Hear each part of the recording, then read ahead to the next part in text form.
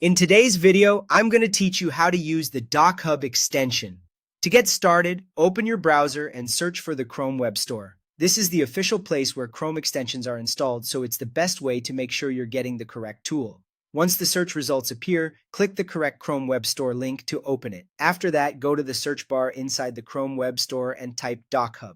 This will bring up the extension so you can install it. When you find the right result, click Add to Chrome. Chrome may show a confirmation pop-up asking if you want to add the extension. If that appears, go ahead and approve it so the installation can finish. Once the DocHub extension has been added, it usually works quietly in the background. You won't necessarily need to open it manually every time. Instead, it activates when it detects supported PDF links or email attachments, which makes the process much faster and more convenient when you need to review, sign, or edit a document.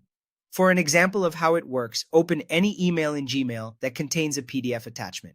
When the email is open, move your mouse cursor over the PDF attachment thumbnail at the bottom of the message. As you hover over it, keep an eye out for the DocHub logo icon, which may appear as a stylized letter D, or you may see a button that says Sign with DocHub. This is the extension recognizing the PDF and giving you a direct shortcut into the editor. When you see that button or icon, click it. The extension will automatically grab the PDF, open a new browser tab, and load the document directly into the DocHub editor. From there, you can continue working with the file inside DocHub without needing to manually download the PDF first and upload it again yourself.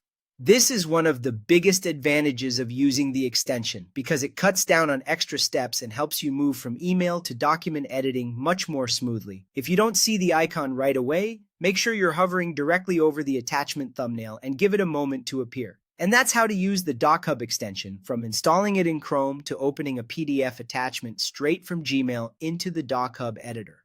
Once it's set up, the workflow becomes simple, quick, and easy to repeat whenever you receive PDF files by email.